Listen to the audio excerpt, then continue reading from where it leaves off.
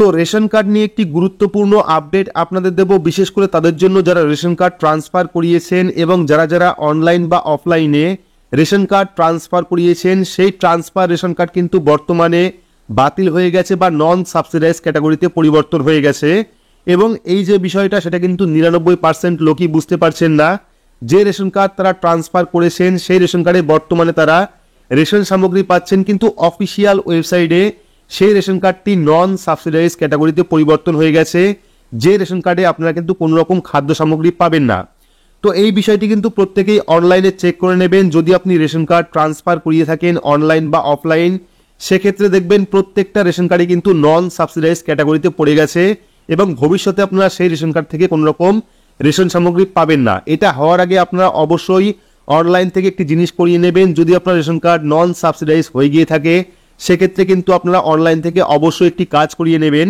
তো কোন কাজটি আপনাদের করতে হবে এবং কিভাবে বুঝবেন যে আপনার রেশন কার্ড নন সাবসিডাইজ হয়ে গেছে সেই বিষয়টি আজকের ভিডিওতে স্টেপ বাই স্টেপ আপনাদের দেখাবো। তো ভিডিওটি অবশ্যই শুরু থেকে শেষ পর্যন্ত দেখবেন।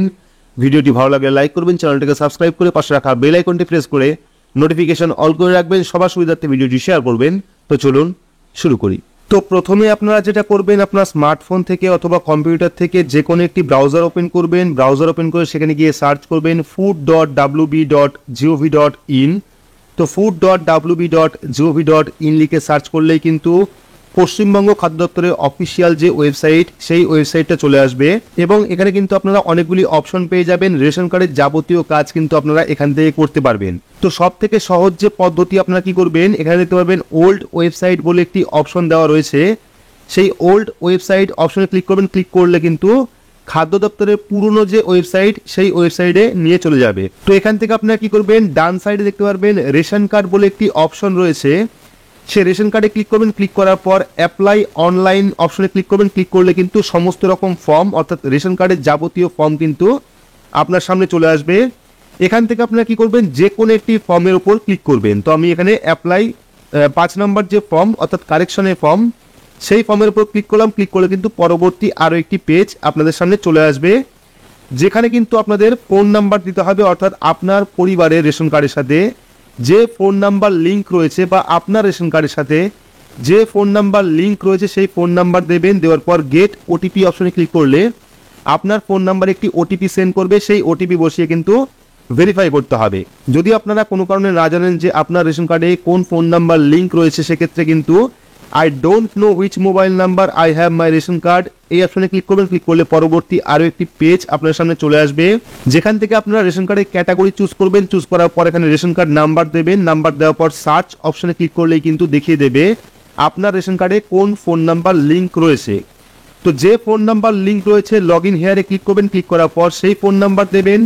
দেওয়ার পর গেট ওটিপি অপশনে ক্লিক করবেন। ক্লিক করলে আপনার রেজিস্টার ফোন নাম্বারে 4 সংখ্যার একটি ওটিপি পাঠাবে, সেই ওটিপি বসিয়ে ভেরিফাই করলেই কিন্তু পরবর্তী যে পেজ অর্থাৎ আপনার যে রেশন কার্ডের পেজ সেই পেজটা কিন্তু চলে আসবে, যেখানে কিন্তু দেখাবে আপনার রেশন কার্ডের পেজে কতজন সদস্য যুক্ত রয়েছে, অর্থাৎ যে ফোন নাম্বার দিলেন সেই ফোন নাম্বারে আপনার পরিবারের কতজন সদস্য যুক্ত রয়েছে তার কিন্তু সম্পূর্ণ লিস্ট আপনারা এখানে দেখতে পারবেন।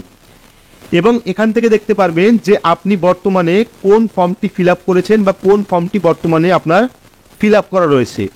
তো এবার সমস্যা হচ্ছে 14 নাম্বার ফর্ম যারা ফিল আপ করেছেন, অর্থাৎ রেশন কার্ড ট্রান্সফার করার যে ফর্ম 14 নাম্বার ফর্ম, আপনারা হয়তো অনেকেই 14 নাম্বার ফর্ম অনলাইন বা অফলাইন ফিল আপ করেছেন দেখতে পারবেন। তো এখানে আপনারা দেখতে পারবেন 14 নম্বর ফর্মের জায়গায় ইয়েলো কালারের স্ট্যাটাসের অপশন রয়েছে। সেই স্ট্যাটাস অর্থাৎ চেক স্ট্যাটাস অপশনে ক্লিক করলে কিন্তু আপনাকে দেখিয়ে দেবে যে 14 নম্বর ফর্ম যে আপনি ফিল আপ করলেন সেই ফর্ম ফিল আপটা কতদূর পর্যন্ত এগোলো।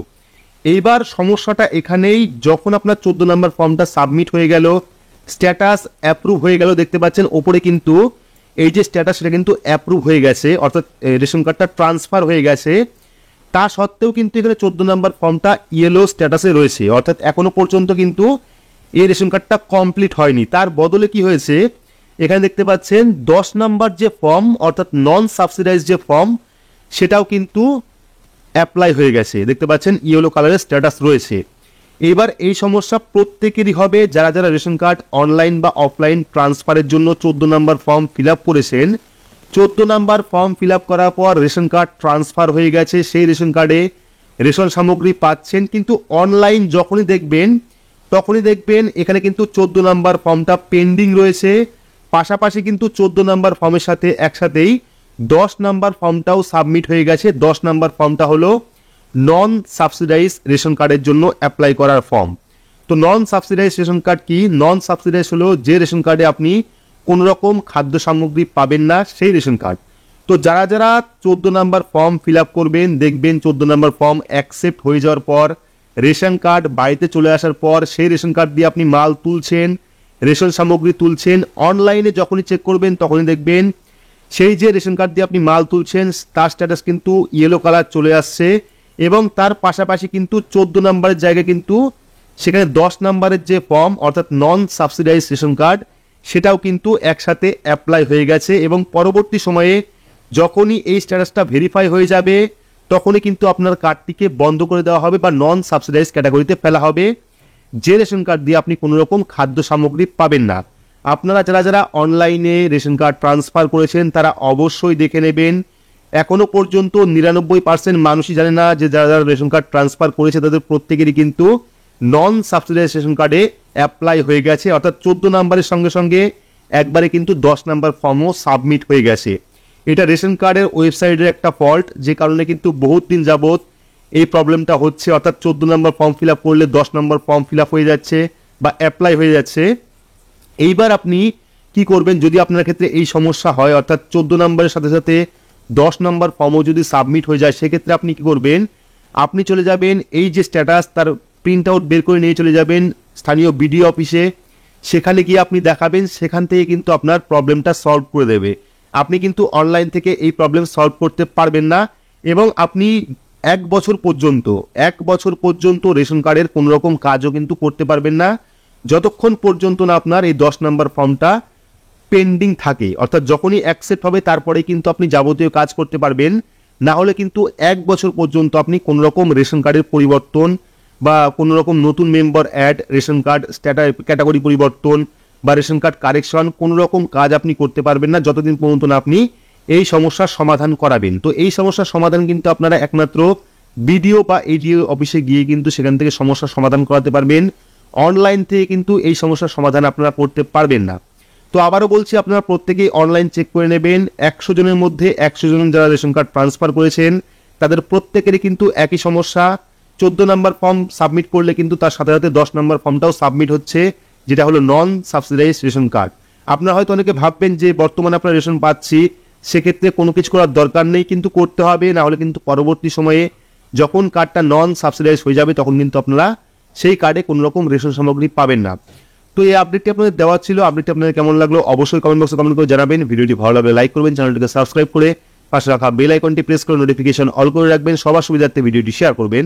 তো আজকের মতো এইটুকুই, ধন্যবাদ।